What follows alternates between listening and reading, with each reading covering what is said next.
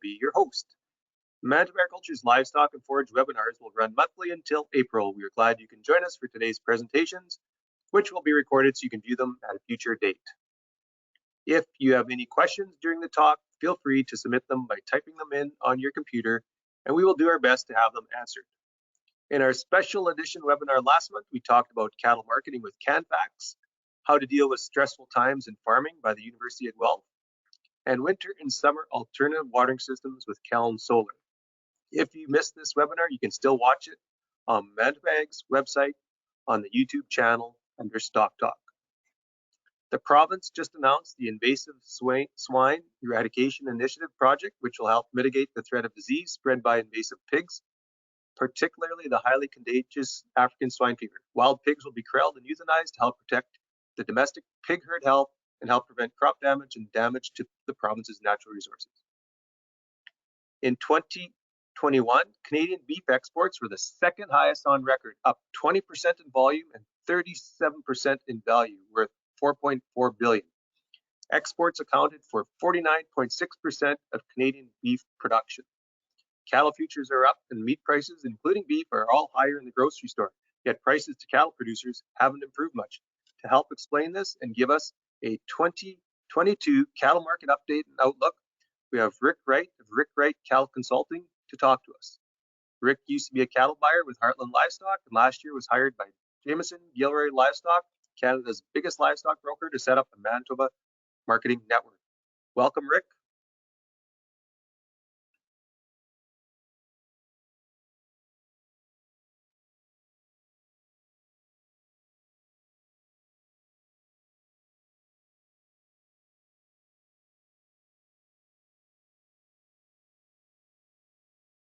Well, good afternoon, everyone. My name is Rick Wright, as Sean alluded to, and it's my pleasure to be here today to talk to you about Stock Talk, and we're going to take a look at a couple of things here today in our presentation. Today's topics, we're going to take a look at a market outlook for 2022. We're going to talk about where we think the prices are going to be.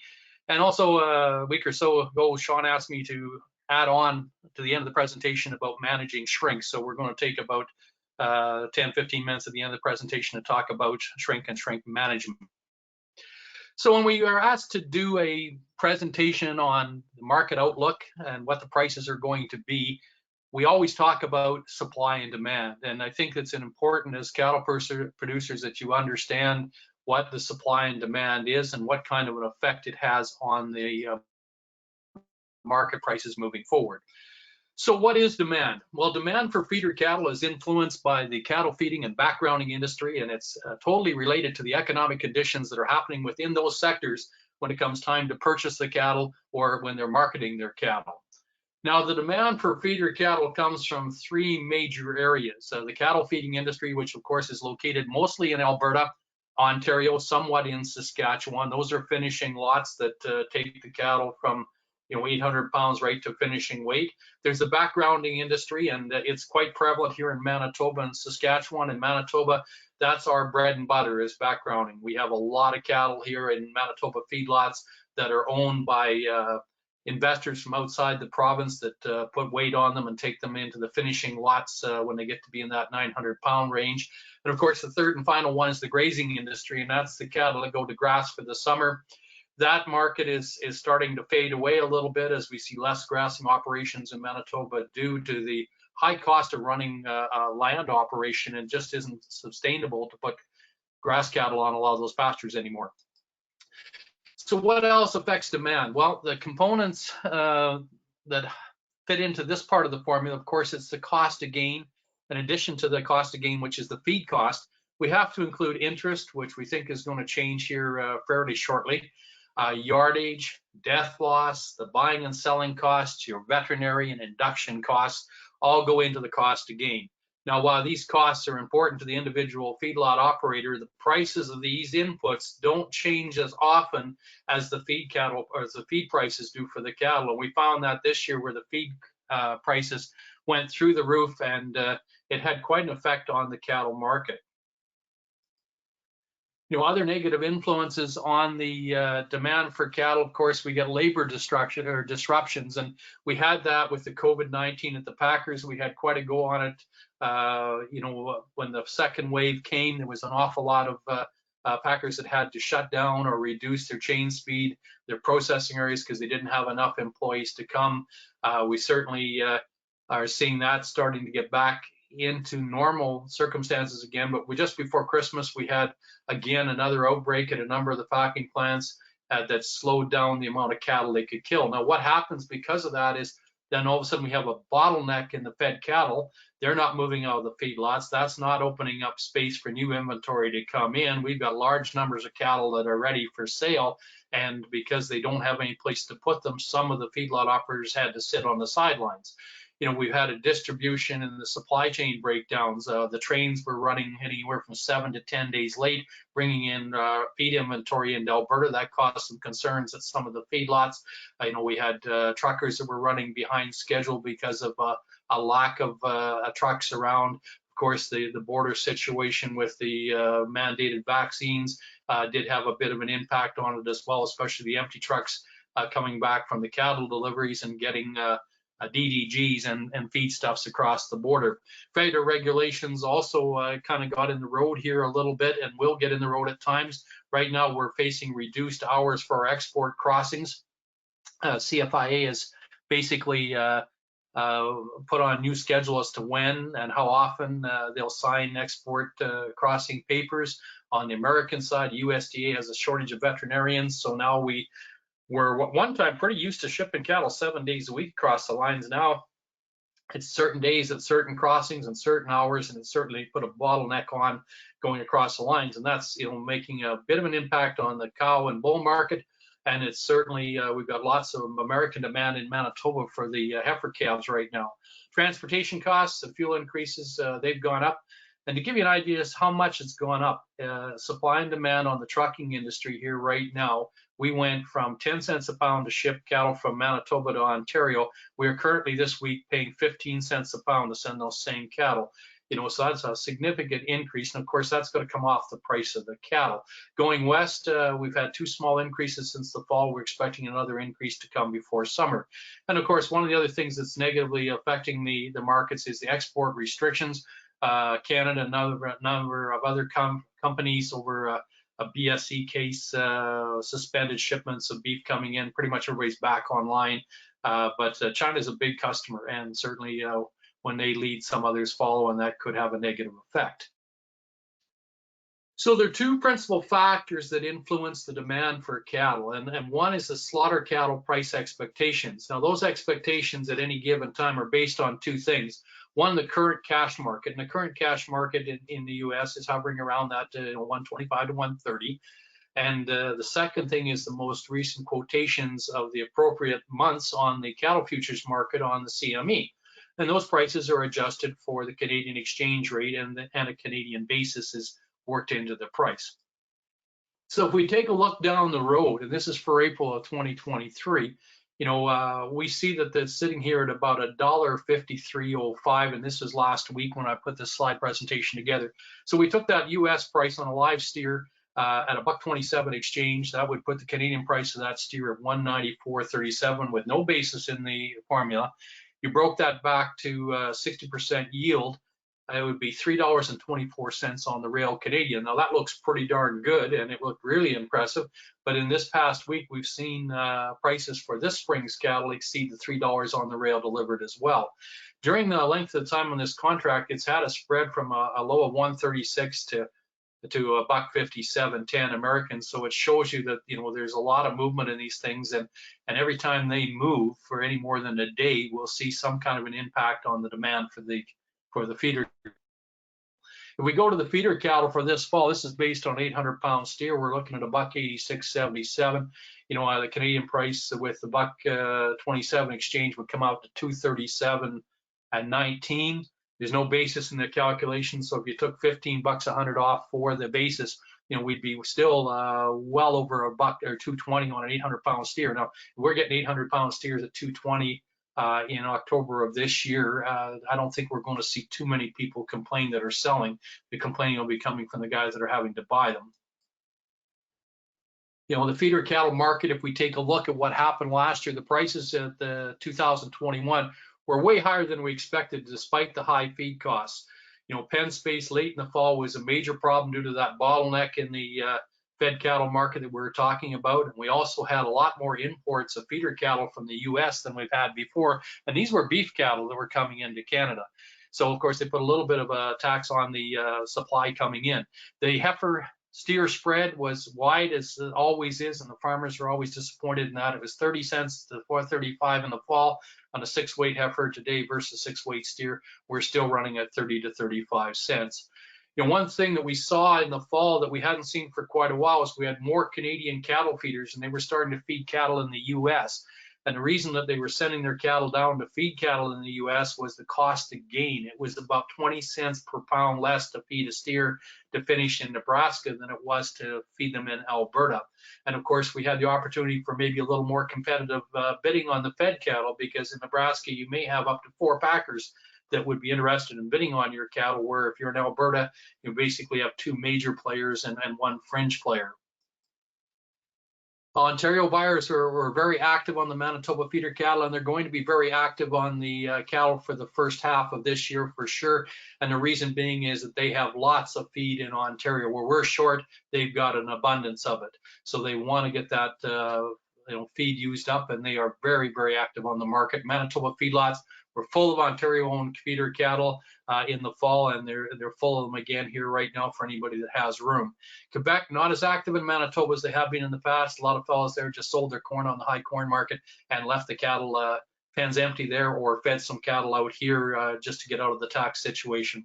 In the fall, we saw most of the heavy steers at over 950 pounds went into Alberta late in the season, but Ontario grabbed them early. Coming off the grass, Ontario was a major purchaser of Manitoba yearlings due to that good feed supply that they had. Local demand for grass cattle extremely strong, and we'll see why as we move through the presentation. And that's going to continue, for the spring markets here. We saw quite an increase in the steer calf prices since the fall run on these calves. Some of the 600-pound calves are 10 to 15 cents higher than they were in mid-December. The second major impact on the demand is the cost of gain, and the cost of gain is what the grain costs to get the cattle to that particular weight. And while the cost of gain ranks second to the slaughter cattle price expectations in importance to the cattle feeding industry, this year it became an extremely important fundamental in the formulas that they're working on. And just to give you a quick example, the cost of gain to finish a 900-pound steer in Alberta jumped from $1 a pound in early 2021 to $1.35 to $1.43, and even higher on some of the cases on heifers in the end of 2021 and 2022. And we're not seeing any relief on the grain prices. As a matter of fact, we're importing a lot of corn in from the United States into Alberta to meet the demand, and they're having to go further to get it. And it seems to be every time the market drops a little, the sellers are refusing to sell, and they just hang on to till it bumps back up again. While most of the input prices such as feed and interest rates are dictated by a larger marketplace than the cattle industry, the only major input price over which the cattle feeding industry has any influence is the price of the feeder cattle. So when they put everything together, then that's how they decide what they can afford to spend on the feeder cattle, or what they feel the risk is worth. For many years, we knew that we could buy barley or corn at a certain price. We knew that we could turn around and we could sell the finished cattle or the fed cattle at a certain price. So the guys would go out, buy the cattle, lock up the feed, take a risk management position, or contract the fed cattle. Now that scenario's changed. They're buying the feed first and getting it tied up to make sure that they have enough feed to meet their requirements. Then they look at what they can get for the cattle, and then they come and they buy the feeder cattle. So we've had a change in the thought process and the purchasing process for most of the big feeders. For lighter weight cattle, the cost of gain applies to a bigger percentage of the amount of weight gain than it does for heavier feeder cattle. So the price on these lightweight cattle is usually quite a bit cheaper on the cost of gain. And the reason for that is there's more silage and less corn and less barley in the background ration. So to give you an idea, the cost of gain to background steers in Manitoba from 5 to 800 to 850 pounds. Last year in the fall, we paid 85 to 90 cents per pound. This fall, it went up to $1.10 to $1.25. and we're not seeing any give in that as well. The guys are struggling to get enough feed to be able to make that work even at that particular price. And once we get up to over that $1.25 range, then some of the buyers are considering taking the cattle back home to their end result quicker and not using the backgrounding system here. So we'll just take a quick look at the feed grain prices to give you an idea of why it's so different and where the demand comes from. In Alberta, and this was last week, barley was about 11.25 a bushel. Ontario was 7.5 a bushel. Manitoba, Larry Schweitzer told me last week they were, if they could find it, it was about $9 a bushel. Nebraska was at $6.60 US, and anytime we get over the $6 mark in the US, it's detrimental to the cattle feeding industry. Barley, if you could find it, because the hog industry uses so much of it, and there was great export demand into China on the barley, it was artificially high at $9.57 in Alberta. Ontario, if you could find it, was at $7.69 in Manitoba. Just give you an idea, in December of 2020, you could tie all the barley you wanted up at $6 at the end of the year. So significant change in the feeding costs. Let's take a look at some of the Ontario Alberta break-evens, and we'll show you why Ontario was quite a bit more aggressive than they have been in other years and compared to Alberta. Your cost of gain in Alberta with barley at $9.85 a bushel, silage at $2.23 per ton when we did the break-evens on them. The cost of gain just for the feed alone came out to $1.49 a pound. In Ontario, the corn was at $7.56, silage at $62.50. Cost of feed only was $1.17, so a significant saving in the cost of feed. It changes when you get into the overall break-evens, though. The cost of that 850-pound steer this week in Alberta was about $185.50. The cost of gain all in, with all those things we talked about earlier in the presentation, was $180.50. Break-evens in June, $183.43. Base at 60%. We needed a 306.38 on the rail to make those cattle work, and it wasn't there, but it's got there now. In Ontario, the same cattle, the same animal cost $202.85 in Ontario, because don't forget we got that 15 cents freight to get that animal there. The cost of gain was $163.70 all in, so we had about 17 cents difference in the cost of gain. Break evens, 182.42, 60% yield. They were at 304.03. To break even, get out of those cattle, and they're contracting those cattle right now at about 310, 312. So there's going to be a profit in them for sure if they've taken any risk management on them. So what have we learned so far? Well, the cost of both barley and corn is going to play a big factor and influence the price of the cattle moving forward. Exports of grain will influence that price. As long as we can export that grain, we've got to compete with it, and it makes it tough to buy it here. The current price for the cattle on the futures is strong, but we're not at record highs yet, as good as it looks. There's still more potential for it to get higher, and we certainly need to get higher if we're going to make some new record highs here. We look at the other half of the equation is the supply equation, and I just threw this slide in here. These are Manitoba heifers that were purchased and grassed out by Indian Head, Saskatchewan, and the guy runs about 3,500 of them, and they look pretty good when they're walking around in that grass last year when the drought was as bad as it was.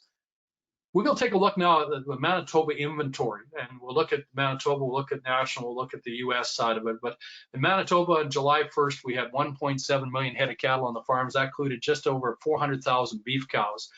Starting on August 1st, we saw the cow herds in Manitoba were experiencing contraction due to the drought conditions, poor pastures, and a smaller than normal feed supply for the winter. The fellows up in the Interlake, you guys got hit really, really hard early. The rest of the province, we saw it was not very good, but we weren't maybe quite as bad as they were there. But we saw a lot of liquidation of cows up there, a lot of good herds of cow-calf pairs sold early in August, and it continued right through until now. We're still seeing lots of cows being called out of those areas. As you can see by this slide, the beef cows on Manitoba here have been declining. We saw a little bit of a bump in 2017. And of course, that was because the market was so good in 2015 that everybody decided to bump up a little bit. But we saw pretty much a steady decline. And we expect in the last half of 2021, when they get the real numbers in, that we're going to see that bar drop again. And we're expecting a continued decline, a smaller decline in 2002 in Manitoba. And of course, those are all the factories. That's the supply end of that we're going to be dealing with in Manitoba. You know, we just take a quick look at the auction market numbers, 335,000 roughly sold in 2021. And of course, it's no surprise we had our biggest numbers in the fall. We always do. What the surprise was on this particular graph that we were able to get was that we have been expecting that we would have sold way more cattle in 2021 than we did in the previous year. And really, it showed that in December, but in October and November, according to these reports, it's not there. I think when the real information gets put back in again, we will see that we had a bigger numbers that were marketed due to the drought and more cattle pulled forward. You know, the outlook for the Manitoba cow herd, you know, the new data we should get shortly for the end of 2021, we think it's going to show close to a 20% decline in the cow herd. There were very few bred heifers bred in 2021. We expect that there'll be less than average numbers of heifers retained for breeding stock in 2022. We think that producers will try and restock their herds with bred cows from other producers rather than breeding heifers this year. You can buy pretty good bred heifers that are going to calve anytime here now in that $1,800 to $2,000 range. You know, good cows are bringing 15 to 18 and around that 2,000, and they look like a better sound financial investment than buying 700 to 800 pound heifers and breeding them to calve, you know, down the road. It's a long time before you get any return on them. So we think that they'll move faster if we get some product. We think that the recovery from the drought will take 3 to 5 years to get the cow numbers back, if we get them back at all. The number of producers that have sold out, a lot of them are not going to get back in the beef cow business. They've been forced to sell out on a lower market. If this thing turns around, this cow market, the value of those cows is going to skyrocket. And I don't expect that they'll reinvest back into it. A lot of them are 50 years of age and up that got out of the business. And the second thing is there's willing buyers to buy their land or rent their land. Land prices have become too expensive to run cows on in some areas compared to cropping them. And I think that a lot of those guys that got out will stay out. We do think the producers are going to be very cautious in rebuilding their herds until they have adequate feed and pasture. We think that they'll be very cautious moving forward until we get a good rebuild. You know, we're going to be working on smaller numbers and smaller supply, and that's pretty much standard right across Western Canada. You know, the Canadian beef herd on the top bar here right now, that's the Western provinces. As you can see, it's been in a bit of a decline again for the last couple of years. The bottom row is Eastern Canada, mostly Ontario, somewhat in Quebec. We can expect large declines in the Western numbers here once we get all the information in for the rest of 2021. And we'll see Ontario with a small increase. A lot of those cows up in that Ashern country, you know, were bought, the cow-calf pairs were bought and sent to Ontario. A lot of those guys increased their herds. But we've got the smallest beef herd in Canada than we've had in the last 13 years. So certainly we're on the supply side, we're running short.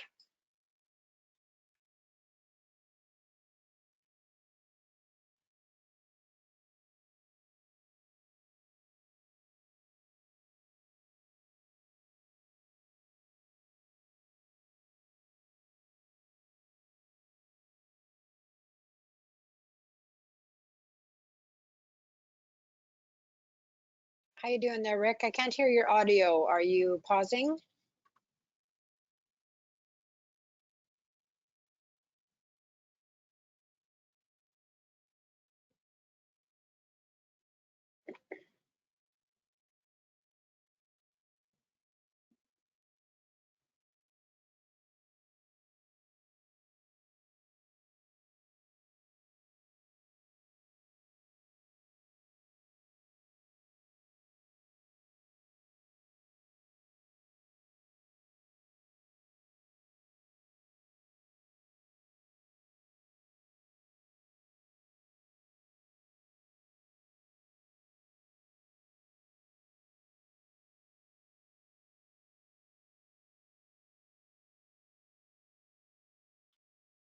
Excuse me, Rick, are you able to hear me at all? I think we may have lost Rick's audio, everyone. If you just want to be patient for a minute, we'll get to the bottom of this.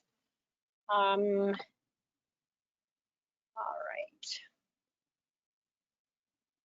We'll get through this.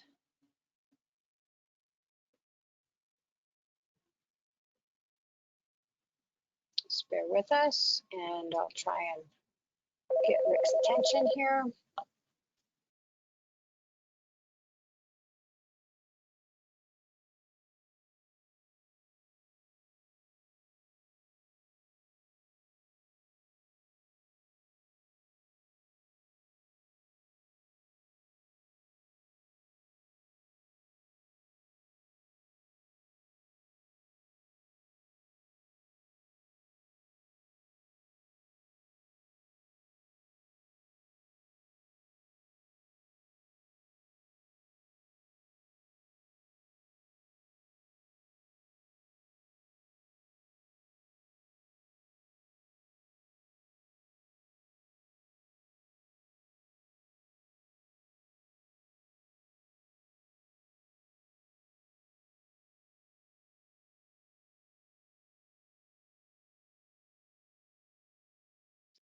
Okay, Sean, maybe I'll send we'll remember where we're at.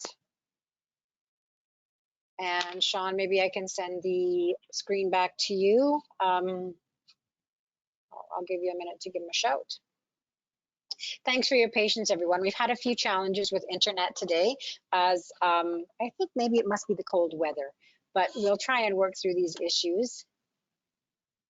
I will give Rick a call. Can you hear me, Lori? Yeah, we sure can. Everyone can hear you right now. If anyone has any questions, they can certainly put them in the questions tab right now, and Pam or Sean may be able to assist if you have any questions. You can just type them. There's a questions tab on the go to menu, and if you just click it open, you can actually send a question to the panel and we could answer it for you. We talked a little bit about the okay, Rick, we have you back. Excuse me, Rick, can you hear me? Hello, Rick, are you there? Oh, we had him for a moment.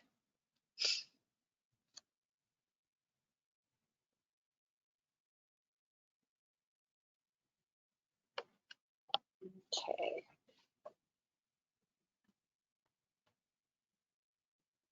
Okay, Sean, maybe you want to go to some presentation right now until we get Rick back on the line. So I'm going to send it over to you, Sean, as a presenter.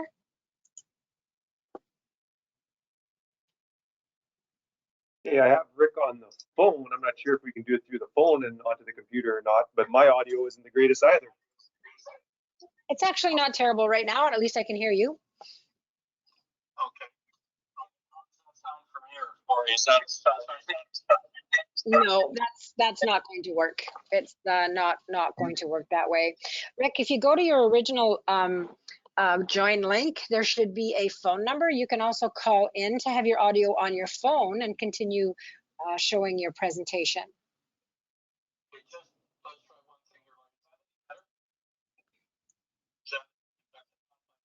I'm sending it back to Rick.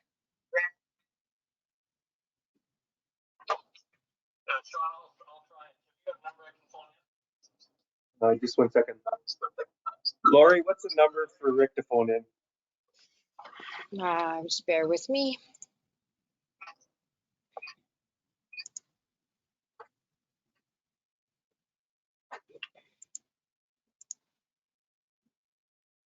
Sorry, I have to find it.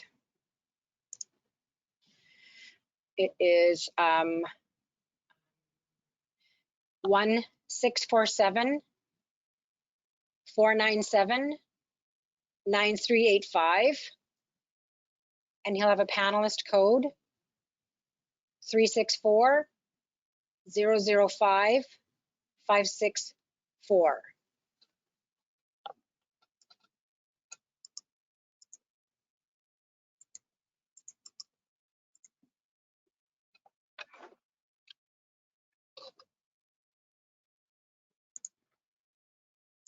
Thanks for your patience, everyone.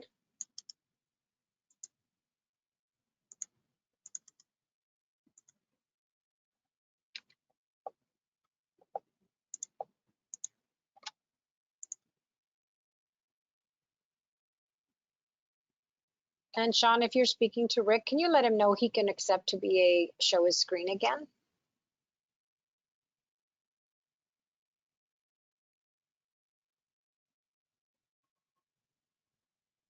I guess we can give everyone a minute to go and get a cup of coffee or maybe a dessert after lunch. We should be having this sorting out right away.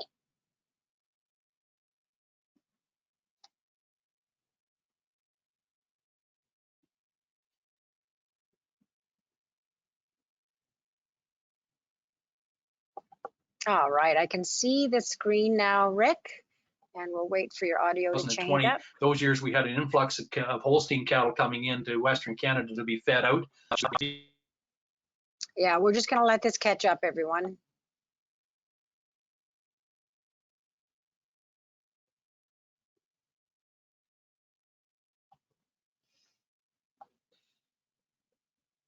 cattle, and a lot of those beef cattle are. No, I should be good. It's mine's popping.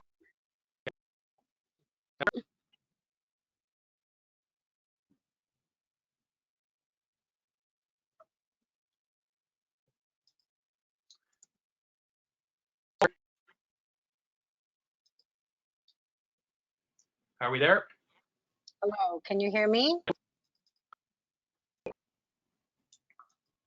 What would you like me to do? Hello? Okay, Rick, can you mute your computer, please? We're getting a feedback. Try your computer mic again.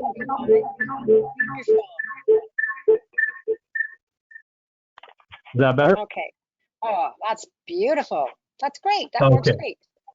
There we go. Now we'll get back to the original slide, and we should be good to go. You bet.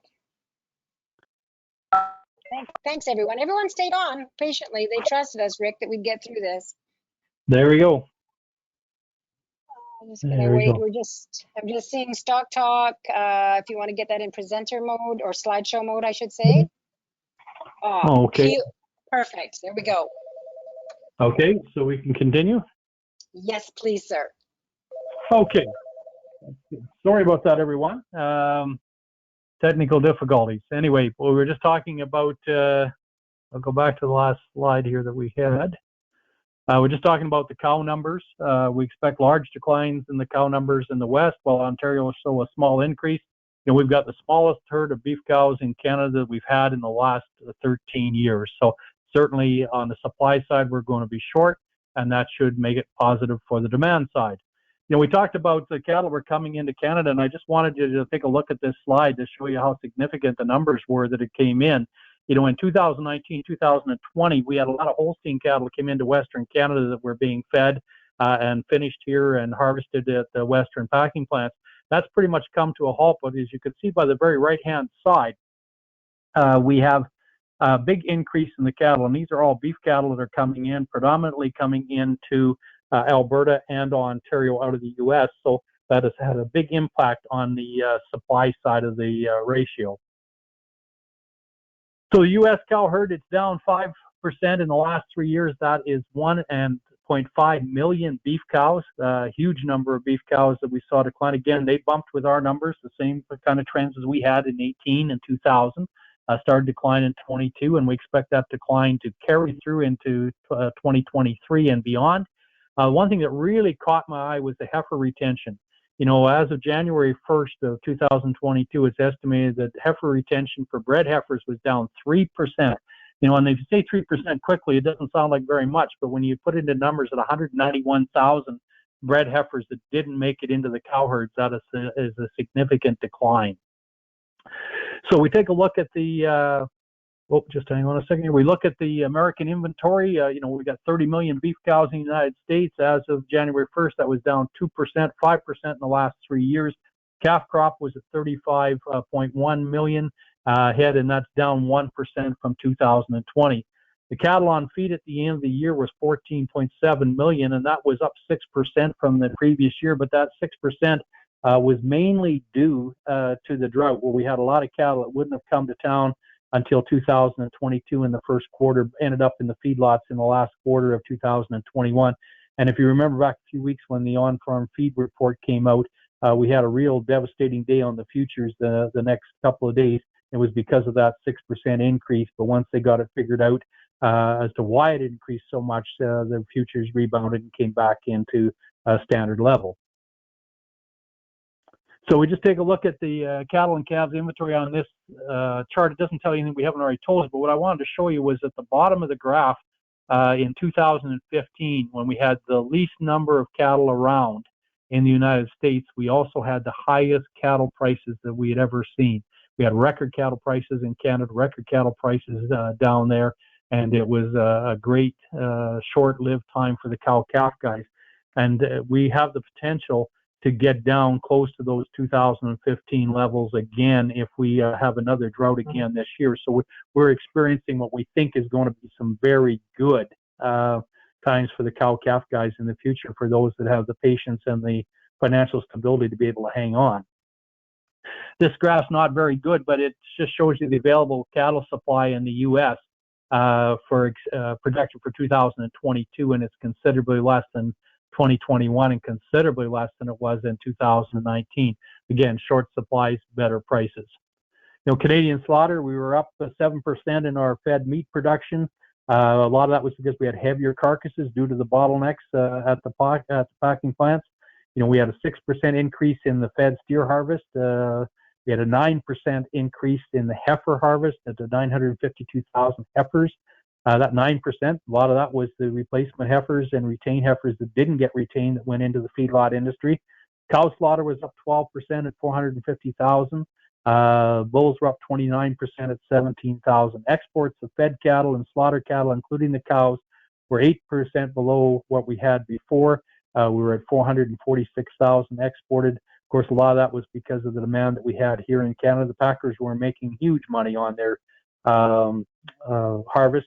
And of course, they were harvesting at the maximum capacities that they could be, both on the cows and on the fed cattle. Bull exports were down in 2021. We were down to just 9,500 bulls exported. Cows were down 30%. Now, that is not a big surprise because the U.S. also had a lot of drought cows, and their market was in the toilet even worse than ours when it came to the cow market. So there was very little demand for the slaughter cows to go down south. Canadian packers were making awfully good money as harvesting the cows up here, so a lot more of the cows stayed up here in 2021. Feeder cattle exports were up 18% at 135,000, and that biggest increase came on the Canadians that were shipping their own cattle down or buying cattle up here and sending them down with retained ownership. As I mentioned, the driving factor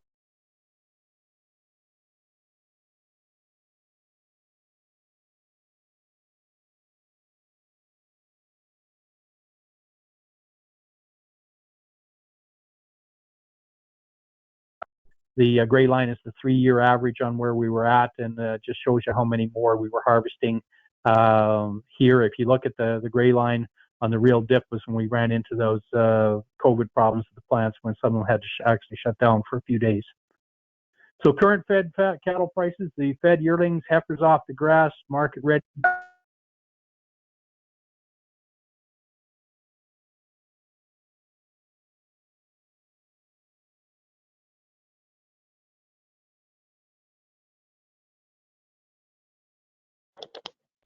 Hi, everyone. Hello. Hi, sorry, Rick. Carry on. Our audio, we lose a little bit here and there, but we're back again. So I'm not sure what's going on, but I think we can continue. Sorry, everyone. Please be patient. Rick's doing a great job. If I lose you for a long period of time, I'll interrupt again. I'm so sorry, everyone. Not a problem. Carry on. Okay. So we're going to take a look at the outlook, slaughter outlook for 2022. Carcass weights are going to be lighter, driven by the high cost of gains. First quarter bottlenecks should be cleared up, and we've already seen that start to happen. We went from $2.70 to over $3 on some of these cattle down the road, and that's all happened in the last couple of weeks. So that's promising that we should see the feeder cattle prices start to strengthen a little bit. Fed cattle prices are going to strengthen as the supplies tighten up. We've seen that happen already. Big news in the cow market was the increase that we've seen already. We were projecting an increase. We didn't think it would come as fast and as quick, but demand for ground beef is increasing. It's the meat of choice, and certainly the supply of cows around is quite a bit less than what it was. And we've seen cows actually from Manitoba being shipped to Ontario to packing plants down there to meet the demand. Usually the dairy cows pick that up in Ontario. So we are certainly seeing a strength in the cow market, some 95-cent cows here in Manitoba, good cows in Ontario bringing, $1.05, $1.10 up to the right kind. The outlook price point on beef, and Sean alluded to it a little bit in his opening remarks, we're going to see some consumer resistance from the consumers on these high price cuts. We go to the market, we look at Costco or wherever we go, the beef prices seem to be considerably higher than what we're comfortable with. Packers are making lots of money, and we got into this position because we're having to outbid, the global market to keep our beef here in Canada. And, we got into this situation because of the African swine flu in in China pretty much decimated their hog industry there. They're a big protein buyer. We had droughts in Australia, we had disease situations in Brazil that opened the door for Canada to be able to export more beef into more countries we had before Canada beef. We did a great job of promoting the products and getting them on the shelves over there. And so when you go to the store and you look at the high price, part of it is the fact that we're just having to outbid the rest of the world to get our good Canadian beef. Because I was told by one fellow that Canadian beef is a little bit like potato chips. Once you start to eat it, you don't want to give it up. And it's been good for the packers here. We just need to get them to share a little bit with the rest of us. Moving forward, the cost of grain and feed supplies are going to greatly influence the prices in Manitoba and the rest of Western Canada for the remainder of the year. The Manitoba backgrounders are short of feed, and they're not going to reload. We got a lot of these guys that said they can keep the cattle to the end of our contract obligations. We maybe can keep them for an extra month than what we were going to, but we don't have the ability to reload for round two. And that certainly is going to be a little critical for us here in Manitoba, because the cattle that are left to come, a lot of them would find their way into these backgrounding lots and be moved in August, September, October, into the east. So we have to watch that pretty closely. Of course, I've talked about Manitoba being an export and backgrounding province. We don't have very many finishing operations left here. The backgroundings are bread and butter. Silage and bedding availability is going to be critical to better calf prices in 2022. Straw is real hard to find. We need that silage crop this summer to be able to get that cheap feedstuffs to get the backgrounding guys back on their feet. So what needs to happen? Well, it'd be really nice if trying to drop the ban on Canadian beef imports. Canada is our third biggest customer behind USA and Japan. The labor shortages of the processing and supply chain due to COVID, when I did this, said it had to be addressed. It looks like they're being addressed, and we're going to get back to normalcy here, hopefully in the next 2 to 3 months. But it really doesn't matter if we don't get a good crop or good moisture in 2022. We're going to be in big trouble with our feed supplies. If we get that and we can get the price down, not to where it was before, but get it down to more reasonable level, we have great expectations for the calf crop. The feeder cattle forecast, local demand for grass-type cattle is going to be very strong for the rest of the season. Demand for steers, some haul weights will come from Ontario. It's going to be very strong. Alberta will take some Manitoba calves that aren't suitable to go east. Heifer demand will come mostly from the United States. They're importing heifers here like crazy out of Manitoba, those 550 to 750 pound heifers. The majority of them are finding their way into the U.S. right now. Demand for replacement heifers, well, maybe it's going to be a little more regionally dictated than in past years, mostly by moisture conditions, but we don't think that there's going to be much demand for widespread replacement heifers this year. Take a look at why the market's so good right now. These are cash contracts for deliveries that have been, settled in the last 2 weeks. Steers, 1,000 pounds at $2 for August delivery, 900 pounders at $205 for September. Had a client of ours that moved to 1,000 pound Charolais heifers. They're going to come off the grass in August at $1.90. He sold the rest of the 950 weights for September at $188. So you can see why the grass market is as aggressive as what it is. We think if we get that crop, the yearling and calf prices could be the best that we've seen since 2015, and we're really got our fingers crossed that we're going to get decent crops here this year. And with the contraction in the cow industry and the supply being quite a bit shorter than it has been in the past, and the demand for the finished cattle and for the beef products, we see some really good times ahead for the Canadian cattle producers, especially here in Manitoba. If we can just hang on to that and have a little bit of luck for this summer. We're going to move over now to managing shrink, and this is a hot topic. We get in lots of debates when we're sitting around at the producer meetings on shrink and what it is and how we deal with it. And I can tell you that there's no magic formula or silver bullet to reduce shrink. Shrinkage can be reduced through better handling techniques, attention to the environment, the diet of the cattle, your marketing plan, and the appreciation for animal psychology. Shrink is an inevitable part of marketing, but it is somewhat manageable. It's a little bit like death and taxes. We know we're going to have some of it. We just don't want to give any more of away than what we have to. So what drives the need for shrink, and who decided we should have shrink, and what is fair shrink? Well, the shrink is driven by the feedlot industry. The majority of the cattle that are delivered to the feedlots are weighed at delivery. And over the years, the cattle feeders have developed a tolerance level for the difference between the purchase weight that they buy and the delivered weight that they get at the feedlot. And that level is determined by the distance that they're hauled, the time that they're on the truck, the type of cattle that they are, the condition of the cattle, and weather conditions while in transit. And it's something that they keep track of. The big feedlots take a lot of time tracking shrink. I had one feedlot that we buy for that handles about 160,000 cattle a year. And he said to me, Rick, if I lose 1 pound on every animal for extra shrinkage at $1.50 a pound, you just do the math. It's a lot of money. He said sometimes the price of the cattle isn't as important as the condition of the cattle when they arrive. So to give you an idea of what the tolerance levels are, and they change a little bit from location to location, but general rule of thumb, if we're sending cattle from Brandon, Manitoba to Feedlot Alley in Lethbridge, Alberta, the backgrounded cattle would shrink. The tolerance level would be a maximum of 3% less than the purchase weight. So if we bought those cattle on a pencil slide at 4% on the truck, we would be able to have them delivered with about a 3% less shrinkage on top of that 4% and not get in trouble. Those cattle are on the trucks from 12 to 14 hours. If we move those same cattle to southwestern Ontario, their backgrounded cattle, maximum shrink accepted off the truck would be 6.5% on top of the shrink that was taken here on the purchase weight. And those cattle are on for about 36 to 42 hours on truck, and they would be normally stopped at Thunder Bay for feed and water.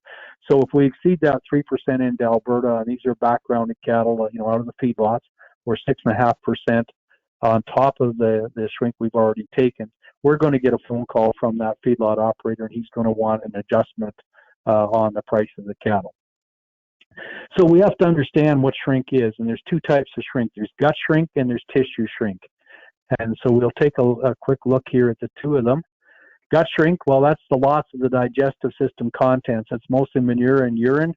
Fecal loss from the belly and the digestive tract is about 65% of your total shrink on a feeder animal, while the urine accounts for about 28%. That gives you about 7% depending on your weather and your handling.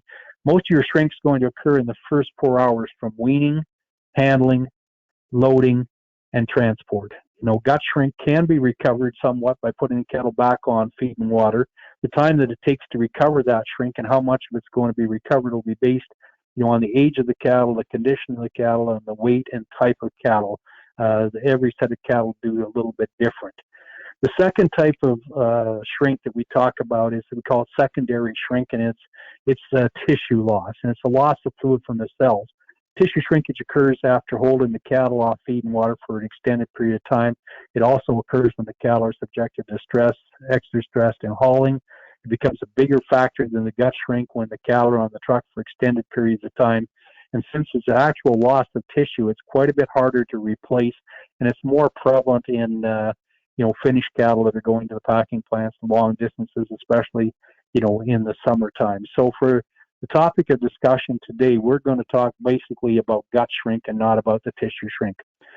If you understand the factors affecting shrink, and then it helps the producers make a more informed marketing decision. Shrink is a direct measure of the stress that's placed on the cattle, and it's important to identify and reduce the stressful factors associated with sorting, transporting, and marketing. So what are the factors that affect shrink? Well, shrink management starts right on the farm. The moment you start to work those cattle, you need to have your shrink management. If it's a concern to you, you need to have it in place. You need to plan ahead for the marketing of your cattle. Make a plan of when you're going to sort those cattle, where you're going to sort them. Are you going to sort them at the pasture, or are you going to bring them home and sort them in your corrals, or are you going to send them to the auction mart and let them sort them? Who's going to sort them, and how you're going to do it, what your plan is. You get replacement heifers out or whatever you're going to do. Book your trucks early. That way you get the prime to pickup times, the prime delivery times, and you get the best trucks. And if you're designing your facilities, make sure it allows the cattle to move directly onto the trailers without any delays. Make sure that your facilities are well maintained and they're clean and free of any distractions. And that can be anything from a coffee cup to a jacket hanging on a post or something blowing in the wind. Anytime those cattle stop in their natural movement and they turn back and you've got to work them one more time, you increase the amount of stress and increase the amount of shrink that you have on the cattle. Climatic conditions are a major factor, and we always advise against working cattle and transporting cattle during extreme temperatures, and that's hot over on today. I don't know what the rest of you are, but it was minus 33 this morning with the wind blowing. That's not the time to be sorting cattle. It's not the time to be loading cattle. You know, if that happens, cancel and move your cattle another day. You're going to save, the market might shift, but you're going to save yourself a lot of pounds. Watch that weather forecast. You know, the shrink will be increased by bad weather storms or even hot weather in the summertime. Do as much sorting, sexing, and movement at home as possible. You know, less times handled, the more pounds that you have to sell. And this might not sound like, you know, good advice, but refrain from using people, you know, dogs or whips and prods that cattle aren't used to. This causes additional stress. You know, too many people at a site when you're sorting cattle are worse than not enough. And so try and use cattle with, you know, people with cattle experience. You know, everybody wants to be a weekend cowboy and come out and help with the roundup and this and that, but some of those inexperienced guys will cost you more shrink than what you save and have them come out to help. And reduce the stress of sorting as much as possible. Slow and quiet. It'll save you pounds, and it'll save you pounds. And at the end of the day, you know, you put pounds and dollars back in your pocket. One thing for sure, if the cattle have to stand prior to loading, if you're going to an auction mart, this is not on a pencil shrink on the truck, but on the auction mart, if they're going to a sale, have some dry grass hay available for them to munch on a little bit. Avoid a rich grain ration or alfalfa or clover rations for at least a day before shipping. These feedstuffs have a laxative effect on the cattle when they're not used to them. And how many times have you gone to the market and saw cattle come in that are really loose in the back end? They're covered with manure. They're ganted out. They got a low-hanging belly on them. They just don't, you know, they don't look presentable. And what's happened is, you know, the producer is called what we call stuff the cattle. He's probably taken them off water for an extended period of time and then left them got all the water, so they've gorged themselves. They've taken on some feed that they're not used to, and they just basically shed it out. And it just doesn't work. He didn't get the desired effect, and he took a lesser price and had a bigger shrink on the cattle. You know, transportation, the second thing we mentioned, is extremely important. Of course, we know that it's not good to overcrowd the trailers, but underloading the compartments causes excessive movement, and unstable cattle will increase the stress level, and that increases your shrink. Make sure that there's adequate bedding. You know, lack of bedding can increase the shrink by 1 to 2%. We found on tests that we ran from running cattle from Brennan to Brooks that if the truckers didn't have the good bedding and enough bedding in the trucks, that the shrink on those cattle was an extra 1% on that 12-hour haul that we had. Going to Ontario, if they weren't bedded properly, it could be as much as 2%. Make sure the trailer's clean before you load it, because, you know, we had an instance a couple of years ago where we had a producer in southeastern Saskatchewan sent a couple loads of good Charolais calves to a Manitoba market. They'd hauled cows and lots of cows for all day prior to load those calves, and it was in the fall and it was pretty loose. When the calves came off at the market, they were covered with manure from head to toe. You couldn't tell what breed they were. As much as the market tried to clean them up, they still looked stale the next day, and the shrink on them was incredible. And it also, you know, affected the marketing ability to get a good price for those cattle. And make sure that your driver has cattle hauling experience if you're not doing it yourself, because how that truck is driven will have a huge amount of impact on the amount of shrink that you have. About 2.5 years ago, we started experiencing more shrink on the cattle that we were sending west out of Manitoba. We couldn't quite figure it out because we couldn't attribute it to one trucking company. We couldn't attribute it to anyone's individual cattle. Finally, the light bulb went on that the construction on the new bypass at Regina was in full force, and the trucks were taking an extra hour to get around Regina just because of the heavy traffic and the reduced lanes and more stopping and starting, lane changes, speed changes in the deal. Once that was completed, and now they've got the bypass where we don't have to stop the trucks at all, our shrink is less than what it was prior to the start of construction. So just those stop starts, the way they were handled with the different drivers and the traffic made a huge impact on the amount of shrink, and even on your own units, how those trucks are being driven will have a big impact on shrink management. You know, when booking your transfer, as we mentioned before, make sure you use reputable companies with experienced drivers with good equipment. We don't want them breaking down on the side of the road. Make sure that trailer is clean with good bedding, straw works, wood chips work, sandal work if there's nothing else. And make sure that you communicate with the delivery point on arrival times to get those cattle off the truck and get them weighed in reasonable time. You don't want the cattle arriving at peak times where they're sitting on the side of the road for 2 hours to unload. Certainly that will increase your shrink. So communication with your trucking company and with your marketing manager at the other end that's working for you is critical to stress management and shrink management. Most of the shrink happens in the first hour of transport. The gut shrink will take 3 to 4% in the first 4 hours on the truck. If the cattle are being delivered to an overnight stand sale, they'll probably shrink another 4 to 6%. Wet nose calves shrink more than background calves. Lighter pasture-born calves shrink more than the big, stronger calves. Each class of cattle has a different tolerance to shrink. The animals will shrink differently depending on the temperament of the cattle, which is important. The age of the calf, whether they're weaned to their wet nose, the type of feed ration that they've been on. There's no cookie cutter formula for determining how much the cattle will shrink, but the amount of stress on the cattle is directly connected to the percentage of shrink. So when you're marketing your cattle, you've got a couple options to manage your shrink. You can sign your cattle to a pre-sort sale or to a show list sale to manage shrink.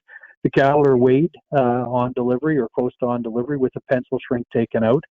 That shrink will be determined on the time of the year, the distance traveled to the way up, and sometimes the amount of time that the cattle have been made stand before weighing.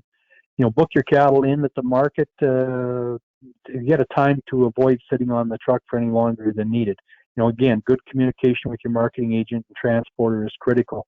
When I used to run the stockyards in Brandon, we'd have some of the guys not bring their cattle to after supper because then we could load them, unload them, weigh them, and get them into the pre-sort without having to sit for a long time. And just a little bit of organization, part of your marketing plan, is extremely important. If you're booking into a regular sale, make sure that your cattle are put into well-bedded, clean pens where they're not crowded. They should have access to feed and water for sure until at least 6 p.m. the night before. And if they travel long distance, a small ration of hay could be provided. Remember, though, full cattle do sell at a discount, so you have to find that happy medium. If you're marketing direct, then 4% shrink off the truck is standard practice across Western Canada.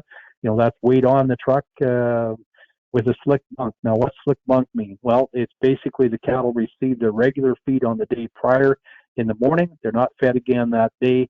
They're loaded the next morning on the truck and taken to the scale to be weighed.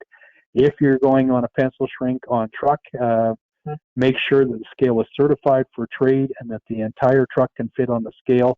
No axle scales. Axle scales are meant for a stable load that doesn't move. Cattle don't stand still, and axle scales don't work. Somebody gets beaten pretty much each time. It could be you one time and me the next. As I said, there's no magic formula or silver bullet to reduce shrink. Shrink is an inevitable part of marketing cattle, and the best you can do is mitigate the amount of stress that you put on your cattle and how much it's exposed to, and that will reduce the stress and the shrink. As I mentioned before, the shrink occurs in the first 4 hours, then the next hour about 1% more on the truck. If you're going long distance, about 5% per hour for the remainder of the trip. Once they get kind of augured out, the shrink comes to pretty much a dead stop. So, folks, that's it from my end for today. It's been my pleasure to bring to you my thoughts and outlooks on what's happening in the cattle business. I'm kind of excited with what we are facing here in the next year, but also with a little bit of stress and anxiety about whether or not we're going to get a decent crop in this particular area and across the countryside. But we do see an opportunity, I think, for some good things in the cattle business, and I think that the cow-calf guys and the backgrounders are going to get rewarded at a better level than what they have been, moving forward. But again, Mother Nature is going to have to cooperate with us. She holds all the cards here right now. So with that said, Sean, I'll turn it over. If there's time for some questions, I'd be more than happy to try and answer them. And if not, my phone number's on the top here, guys. The phone's on all the time. And, we're quite happy to talk to you, any individual is about marketing your cattle or market conditions. And as Sean mentioned, I started my own company in August here, and I'm contracted with JGL right now, buying for them, and we are supporting the Manitoba cattle industry at a bigger level than they ever have done in the past. So with that, folks, my pleasure to be one of the presenters here today on Stock Talk, and Sean, you can take her back. Thank you, Rick, for that always informative presentation. There's a lot of positive factors influencing the cattle markets, which should lead to strong prices in 2022. But there are some concerns that may affect the markets for the upcoming year. I guess one of the questions I had, and anyone else who has questions, you can type them into the chat box. There's a pretty wide basis on fats right now. I think it's approaching $20 you mentioned, and from the Canfax reports. Do you see that improving here? Are packers going to start? Packers are doing well. They're selling a lot of meat abroad, and they're profitable. Are they going to start sharing that back with the producers? Well, it's very hard to get the packers to share, Sean. I mean, we're talking about negotiated cash settlement percentages in the U.S. right now, as they're trying to get them to be able to, have to buy more cattle on the public markets. The estimations have been that the packers were making $700 a head on the cattle, and I think one of the things that the producers maybe don't understand, that, and I'm not defending the packers by any stretch of the imagination, but a good percentage of that profit, maybe 35-40%, is on the drop credits, and they've been extremely good. Drop credits have been bringing $300 to $400 in that normally could be considerably less than that. And we're talking, the hides, we're talking the tongues, we're talking a lot of the stuff that we ship overseas that we don't really have a great market for here. But certainly the margins have been extremely good, and it's my opinion that if the packers don't let some of this profit run downhill to the feedlot operators and the cow-calf guys, that there's going to be a lot less factories for them in the future. And I'm not just sure where their supply is going to come from in the future.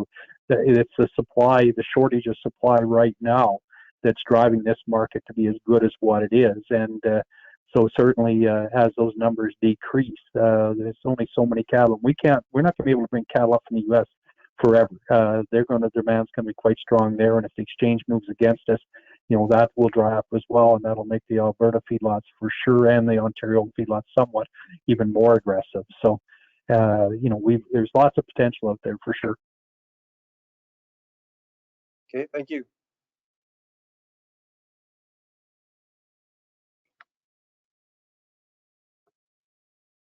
Question we have: do you think the price for 700-pound steers will keep going up towards spring? It looks like it right now. We've seen, we were buying, those 700-pound steers for under $2, before the new year, and certainly that's the ideal weight to be buying now to go to grass. They're big enough cattle; they can take on a pretty good capacity and still gain some weight. Excuse me, and they will have, a selling weight of 900 to 1,000 pounds off the grass, depending on how long a guy keeps them. So, we saw 700-pound steers this week as high as 211. They've got a little more give to them, I think, maybe 215, but after that, it gets pretty risky unless you've got, a contract tied in. But when you can sell, 1,000-pound steer for $2, 700 pounds at 210, 212, 215, still leaves you a decent margin in those cattle if you can get the gains on the grass. So the answer to the question is, yeah, I think they got a little more go to them, but they got to be green 700 pounders. If they're fleshy 700 pounders, then they'll probably be even a little bit tougher to move. I bought some yesterday, that had some bark on them for about 197 at 750, and the Greener brothers at 700 pounds brought 211. So the guy's not getting paid for his feed if he makes them fleshy. Okay, thank you. Have a comment in the chat box. Thank you, Rick, for this informative presentation. I appreciate your knowledge and always look forward to reading your column in Cattle Country, which is published in Manitoba Beef Producers. Oh, thank you. Much appreciated. And I think that's it for the questions. Oh, Sean, there's one more question. It's how much emphasis does the buyer place on smaller frame calves versus larger frames? What was the start of the question again, Pam? How much emphasis does the buyer place on smaller framed calves versus larger framed ones? Well, that changes a little bit from time to time, and it goes back to the cost to gain.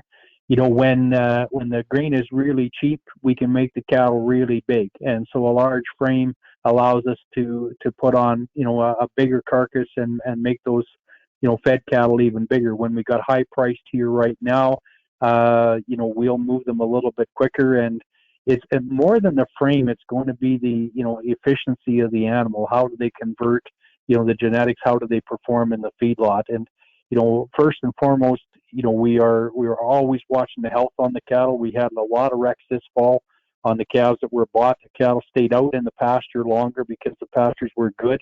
They were later getting marketed. Then the weather turned on us bad. Every feedlot operator I talked to talked about, health on the animals and the effect on the performance with the high price feed. So when the Americans are buying, we can send a lot of those moderate frame cattle, to the south. They love them. When we're going to Ontario and Alberta, they like the larger frame cattle. So it depends on who the dominant guys are on the market. We've always, used the Americans as a floor price. When they started buying, they were picking up the cattle nobody else wanted. Right now, that's not the case. They're buying the top end of those good heifers to take across the line to feed.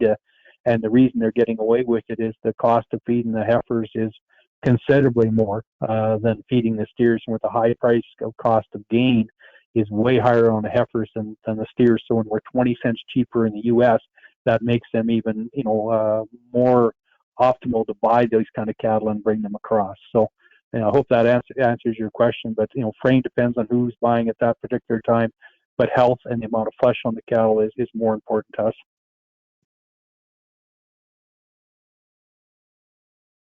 All right, thank you. I think that's it for questions. So thank you for everyone for your questions, and thank you for Rick once again for that great presentation. It's always good to hear from those that are in the middle of the livestock buying business.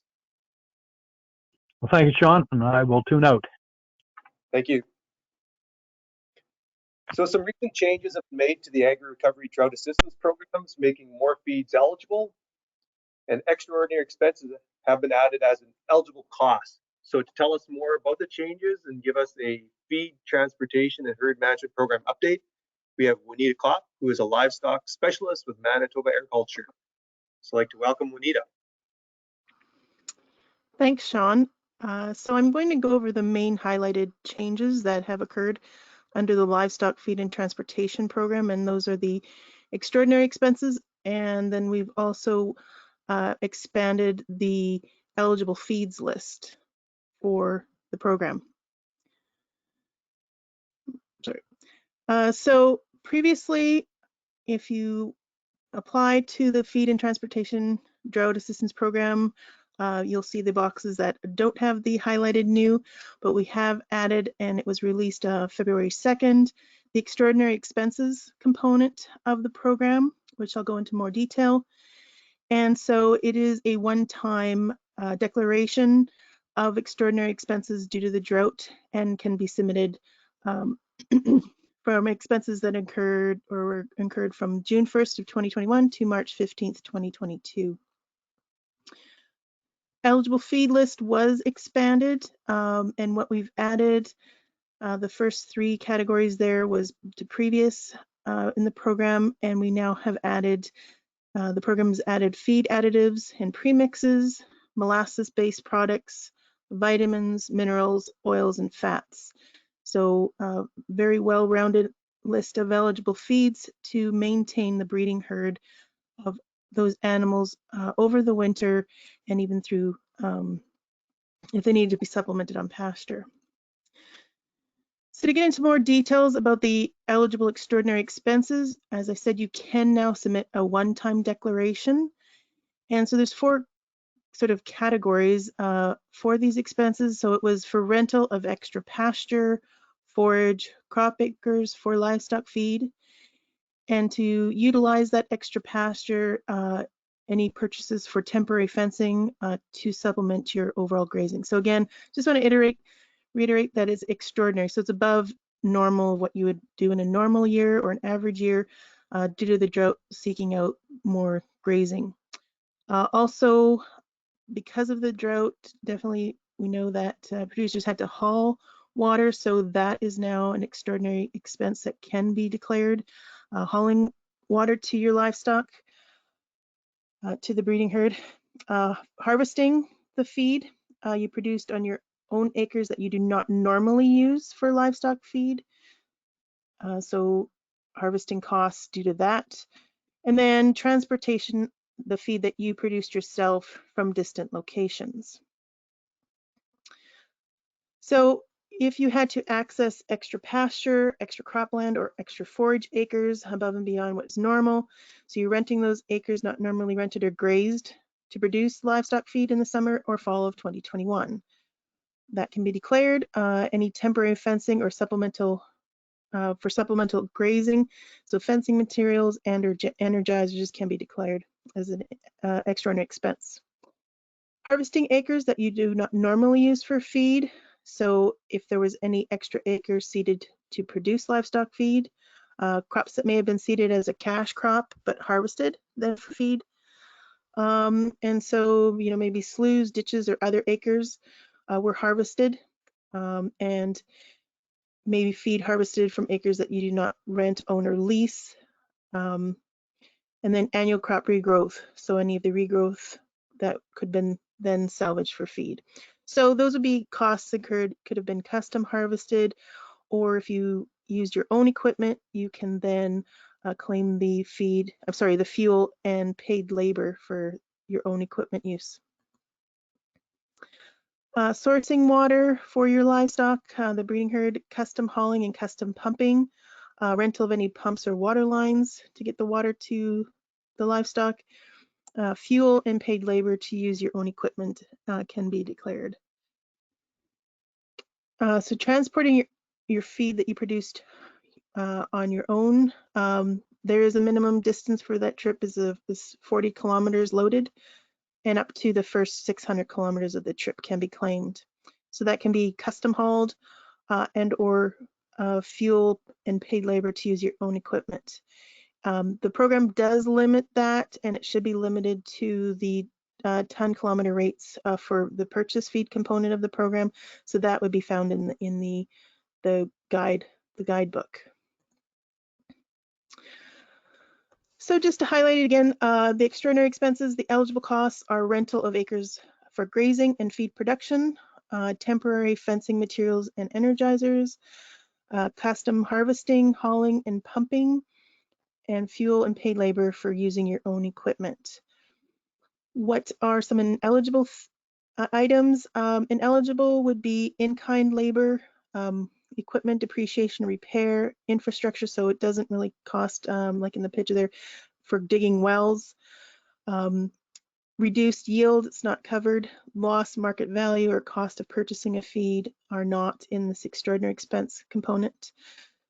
Feed processing, so such as feed milling or tub grinding, is not eligible, and are purchasing or leasing land.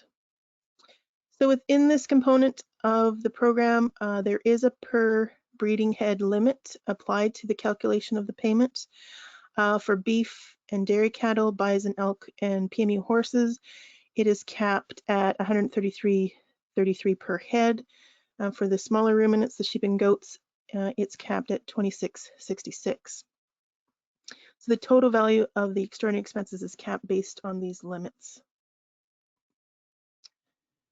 Okay, so how do you complete the declaration of extraordinary expenses? Well, it's really taking a total cost or total looking at total expenditures. If you had accessing extra acres, the total extraordinary cost for that. If you had harvesting for extra acres, water sourcing and hauling feed that you produced, a self-haul of own feed or custom haul of own feed. So you take the total dollar value of each type of expense. So you may have some invoices, may not have invoices, but you know what you've used in fuel, and then your paid labor on your own equipment, if you use your own equipment. And if you need to know some values or some reference points for that, we do have available the cost of production. The cost guide is available online, so you can take a look at that. And if you are hauling your own produced feed, again, it is based on the rates that the program has set for the ton kilometer rates that was been set for hauling purchase feed. So looking at your total extraordinary costs and then declaring it. So I want to just go through an example. So this is under the feed and feed purchases. So you may have already applied for the program, and if you have, feed purchases on a per head basis of $383.33, that would hit your maximum per head basis. But if you haven't, now you can also do this one-time extraordinary expenses. And so, of course, that is capped at $133 per head. There is a producer share involved. So it is $50 per head for the beef, dairy, bison, horses, and elk. And so the net eligible expenses per head would be $333. And then the program pays 75% of that cost or expense. And so that's how we get the overall $250 program payment per head. And for sheep and goats, similar calculation for feed invoices. If you have total feed invoices per head of just under $77, or if you don't, you can also now do the extraordinary expenses can be claimed for that. And of course, it's capped at that just under 27. Subtract this producer share, which is at $10 per head. So the net eligible expenses is 66, and multiplied by the share, the total, and that's how we calculate you would up to a maximum payment of $50 per head. I have two examples. So this example is looking at having 100 cows. You didn't have any feed expenses, but you then can claim, and you've put together all your total costs of all those main four areas of extraordinary expenses, and you have come up with $15,000. So previously you didn't have any payments for feed. What would be if you apply for the extraordinary expenses? So no feed. We have to apply the cap for 100 animals. The cap for extraordinary expenses is 133. So the total eligible expenses then could be just 13,333. So next we have to calculate the total eligible expenses net after we subtract the producer share. So that's that 13,000. Subtract 5,000 for the producer share. So the total eligible expense would be 8,333, and we take 75% would be the program payment. So previously, if you had no feed expenses, you can apply for extraordinary expenses up to, if you had that 15,000, you would get a program payment of $62.50. So adding that additional component to this program for extraordinary expenses will then give you a payment through the program. So another scenario, we have 100 cows, you have already applied, or you have feed expenditures of $8,000, and you also have $15,000 of extraordinary expenses. So initially, the program payment without extraordinary expenses would have been $2,250. So we apply that same, here's the feed cost that you had, or your feed purchases, and then the cap of the extraordinary expenses for this herd would then give total eligible expenses of $21,000. Again, we're going to subtract for those 100 animals the producer share, and the total eligible expenses would be then $16,333 times that 75% payment through the program. We would then, with adding both the feed purchases and the extraordinary expenses, the program would then pay out another $10,000 compared to what it would have been just with the feed expenses for the program. So expanding the program does allow for more of those expenses due to drought, extraordinary expenses, to make a payment through the program. So submitting your claim, this is just what it looks like, the declaration. It is a one-time declaration of those extraordinary expenses submitted for the program. You do not need to send in invoices or proof of payment required for the submission. Definitely keep those invoices handy in case they're needed in the future, but you can submit one claim for those, or you can submit it with other program claims.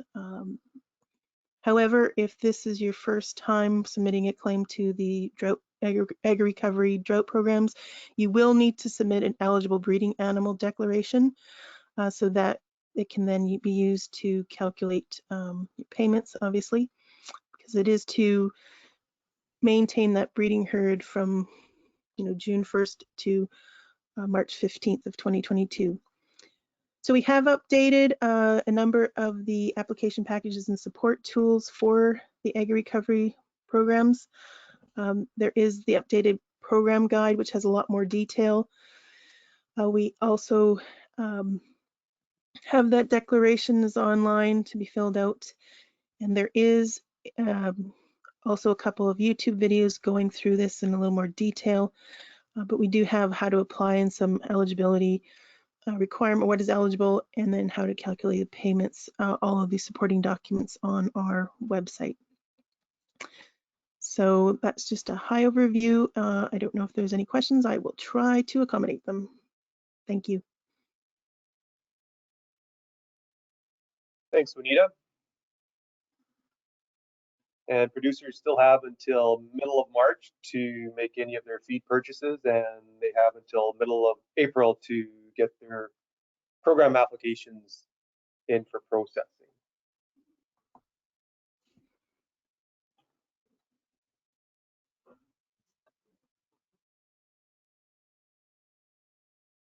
Well, what is the web address to view the information you supplied online? The way I usually find it is just to Google Manitoba Agriculture Ag Recovery, and it does pop up. I should have put that on there, but it isn't hard to find. Yeah, if you go to Manitoba Agriculture's website, one of the first items that shows up on the homepage is the Drought Agri Recovery Program. So Correct, yeah. Fairly quick to find.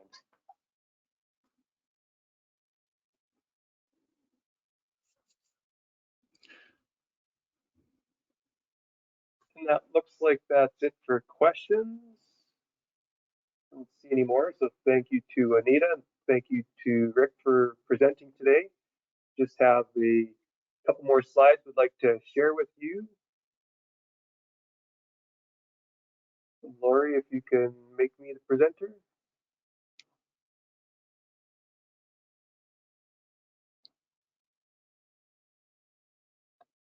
Thanks, Lori. So a couple more future webinars coming up. March the 10th, we're going to be talking about cover crops, livestock integration, use of them, and intercropping in diverse mixtures. We have Dr. Gillian Baynard with Agriculture and Agri-Food Canada. And then we have a couple presenters from MASC talking about the livestock price and forage insurance program. Then our final webinar will be on April the 14th, and it's going to discuss perennial forage rejuvenation and pasture management, sod and mob, and passive forage seeding. If you have any questions on any of the Ag Recovery drought assistance programs, we have a number of forage and livestock specialists across the province. Here is the 1844 number to call our toll-free line. Here's Pam Iwanchesco and Dauphin, Tim Clark, covers off the Interlake, Elizabeth Nurnberg and Roblin, and myself in Portage. With the winter feeding period roughly half over, producers who are tight for feed should be reviewing their feed inventory to ensure it matches their livestock requirements and be making adjustments if it doesn't.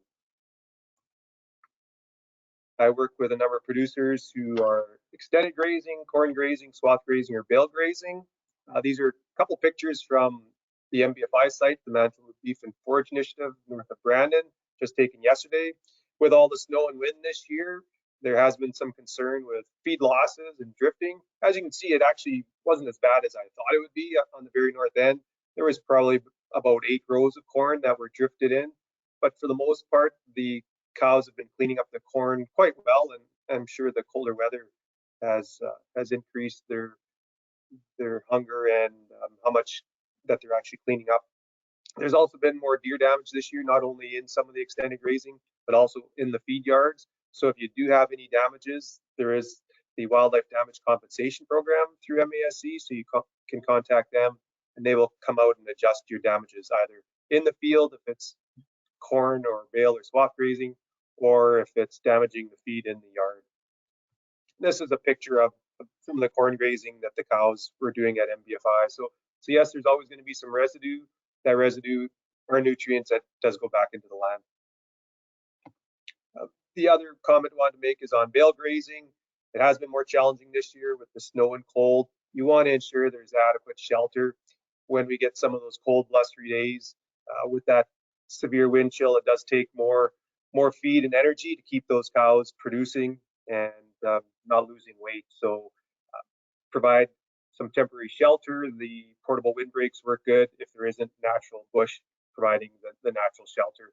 And then with the snow drifting, that is going to increase the cost a little bit to access those bales.